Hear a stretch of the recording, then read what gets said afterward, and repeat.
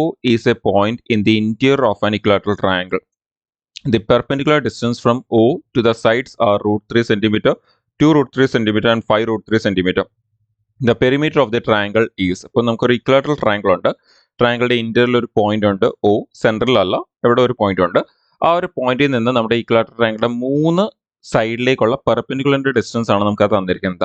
അങ്ങനെയാണെങ്കിൽ ചോദിച്ചിരിക്കുന്നത് ഇക്വലാറ്ററൽ ട്രയാങ്കിളിന്റെ പെരിമീറ്റർ എന്താണെന്നാണ് ചോദിച്ചിരിക്കുന്നത്. അപ്പോൾ പെരിമീറ്റർ എന്ന് ചോദിക്കുമ്പോൾ നമുക്കത് കണ്ടുപിടിക്കാൻ വേണ്ടി ഏറ്റവും സിമ്പിൾ എന്ന് പറയുന്നത് ആ ട്രയാങ്കിളിന്റെ ഒരു സൈഡ് കിട്ടിയാൽ മതി. നമ്മുടെ ഇക്വലാറ്ററൽ ട്രയാങ്കിൾ ആയതുകൊണ്ട് തന്നെ 3 സൈഡും ഈക്വൽ ആയതുകൊണ്ട് നമുക്ക് ഒരു സൈഡ് കിട്ടിയാൽ × 3 ചെയ്താൽ തന്നെ നമുക്ക് എന്ത് കിട്ടും, ആ ഒരു ഇക്വലാറ്ററൽ ട്രയാങ്കിളിന്റെ പെരിമീറ്റർ കിട്ടും. അപ്പോൾ നമുക്ക് ഇങ്ങനെയൊക്കെ ക്വസ്റ്റ്യൻ വരുമ്പോൾ നമ്മൾ എപ്പോഴും ഫോക്കസ് ചെയ്യേണ്ട പെരിമീറ്റർ അല്ല, നമ്മൾ ജസ്റ്റ് സൈഡ് ഫോക്കസ് ചെയ്താൽ നമുക്ക് ഓട്ടോമാറ്റിക്കലി പെരിമീറ്റർ കിട്ടും.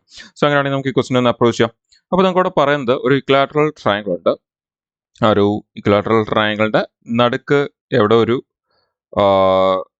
അകത്ത് എവിടെ ഒരു പോയിന്റ് ഉണ്ട്. നമുക്ക് ആ ഒരു പോയിന്റിൽ നിന്ന് എല്ലാ സൈഡിലേക്കും ഉള്ള പെർപെൻഡിക്കുലറിന്റെ ഡിസ്റ്റൻസ് ആണ് നമുക്ക് തന്നിരിക്കുന്നത്. സോ ആ ഒരു പെർപെൻഡിക്കുലർ ഡിസ്റ്റൻസ് നമുക്ക് തന്നിരിക്കുന്നത് 3 വാല്യൂസ് ആണ് തന്നിരിക്കുന്നത്. ഇനി നമുക്ക് ഇക്വലാറ്ററൽ ട്രയാങ്കിൾ ആണ് തന്നെ നമുക്ക് എല്ലാ സൈഡിനെയും നമ്മൾ A എന്ന് കൺസിഡർ ചെയ്യാം. സോ A എന്ന് കൺസിഡർ ചെയ്യുമ്പോഴത്തേക്ക് നമുക്ക് ഇക്വലാറ്ററൽ ട്രയാങ്കിൾ ആണ് 3 സൈഡും ഈക്വൽ ആയിരിക്കും. ഇനി നമുക്കിത് വളരെ പെട്ടെന്ന് സോൾവ് ചെയ്യാൻ വേണ്ടി നമുക്ക് ചെയ്യാൻ പറ്റുന്ന ഒരു കാര്യം, നമുക്ക് ഇവിടെ ഈ പോയിന്റ് O എന്ന് പറയുന്ന ഈ ഒരു പോയിന്റിനെ നമ്മൾ എല്ലാ വേർട്ടക്സുമായിട്ടൊന്ന് കണക്ട് ചെയ്യുകയാണെങ്കിൽ, നമുക്ക് ആ ട്രയാങ്കിളിന്റെ എല്ലാത്തിന്റെയും വേർട്ടക്സുമായിട്ട് ആ പോയിന്റ് ഒന്ന് കണക്ട് ചെയ്യുകയാണെങ്കിൽ നമുക്ക് അവിടെ ഒരു 3 ട്രയാങ്കിൾസ് ഫോം ആവും. അതിന്റെ ഓരോ ട്രയാങ്കിളിലും ബേസ് എന്ന് പറയുന്നത് എന്താണ്, ഇപ്പോൾ നമ്മൾ ഈ ഒരു ട്രയാങ്കിൾ മാത്രം കൺസിഡർ ചെയ്യുകയാണെങ്കിൽ തന്നെ നമുക്ക് അവിടെ കാണാൻ പറ്റും നിങ്ങൾക്ക് ആ ട്രയാങ്കിളുടെ ബേസ് എന്താണ്, നമ്മുടെ ആ ട്രയാങ്കിളുടെ സൈഡാണ്. ഇക്വലാറ്ററൽ ട്രയാങ്കിളുടെ സൈഡാണ് നമ്മുടെ ആ ചെറിയ ട്രയാങ്കിളുടെ ബേസ് എന്ന് പറയുന്നത്. അതേപോലെ നമുക്ക് എന്തും അറിയാം, അതിന്റെ ഹൈറ്റും അറിയാം. സോ അങ്ങനെയാണെങ്കിൽ നമുക്ക് ഈ ഒരു ട്രയാങ്കിളുടെ ഏരിയ എടുക്കാൻ വേണ്ടി half into base into height എടുത്താൽ മതി. അതേപോലെ ഓരോ ചെറിയ സ്മോളർ ട്രയാങ്കിൾസ് അവിടെ ഫോം ചെയ്തിരിക്കുന്ന ഓരോ സ്മോളർ ട്രയാങ്കിളുടെയും സൈഡ് അല്ലെങ്കിൽ നമ്മുടെ ബേസ് എന്ന് പറയുന്നത് നമ്മുടെ ഈ ഇക്വലാറ്ററൽ ട്രയാങ്കിളുടെ സൈഡും അതുപോലെ ഹൈറ്റ് എന്ന് പറയുന്നത് ഓൾറെഡി ഗിവണുമാണ്.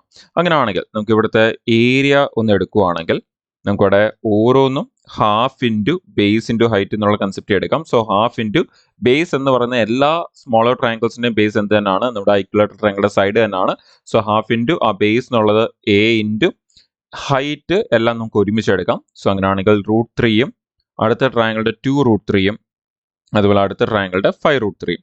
സോ നമ്മൾ അത് ആഡ് ചെയ്യുവാണെങ്കിൽ നമുക്ക് 5 + 2 + 1 നമുക്കിവിടെ 8 √3 എന്ന് വരും. സോ നമുക്കിവിടെ ഹാഫ് ഇൻറ്റു A ഇൻറ്റു 8 √3 എന്ന് വരും. സോ നമുക്ക് ഇവിടുന്ന് 2ഉം 8ഉം ക്യാൻസൽ ചെയ്യുമ്പോൾ നമുക്ക് ഇവിടെ 4 എന്ന് വരും. ഇനി നമുക്ക് ഇക്വലാറ്ററൽ ട്രയാങ്കിളുടെ ഏരിയ എന്നാണ് പറയുന്നത്. ഇക്വലാറ്ററൽ ട്രയാങ്കിളുടെ ഏരിയ എന്ന് പറയുന്നത് നിങ്ങൾക്ക് എല്ലാവർക്കും അറിയാം, √3/4 A² ആണ് അതെന്ന് പറയുന്നത്. സോ അങ്ങനെയാണെങ്കിൽ നമ്മൾ ഇവിടുന്ന് ഈ ഒരു √3യും ഈ √3യും ക്യാൻസൽ ആകും. നമുക്ക് ഇവിടുന്ന് A² ഈ Aയും ക്യാൻസൽ ചെയ്യാം. അങ്ങനെയാണെങ്കിൽ നമുക്ക് ഇവിടുത്തെ ഈ 4 ഇങ്ങോട്ടേക്ക് മൾട്ടിപ്ലൈ ആവുകയാണെങ്കിൽ നമുക്ക് Aയുടെ വാല്യൂ 4 × 4 നമുക്ക് 16 എന്ന് കിട്ടും.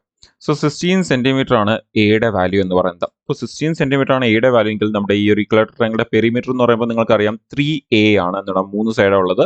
സോ 3A ആണ്. അങ്ങനെയാണെങ്കിൽ നമുക്ക് ആ 16 × 3 ചെയ്താൽ മതി ആൻസർ കിട്ടാൻ. സോ 16 × 3 നമുക്ക് 48 സെന്റിമീറ്റർ എന്ന് നമുക്ക് ആൻസർ വരും. ഓക്കെ, വളരെ പെട്ടെന്ന് തന്നെ നമുക്ക് ആ ഒരു ആൻസർ കിട്ടുന്നുണ്ട്. സോ ഓപ്ഷൻ A 48 സെന്റിമീറ്റർ ആണ് നമ്മളുടെ ആൻസർ.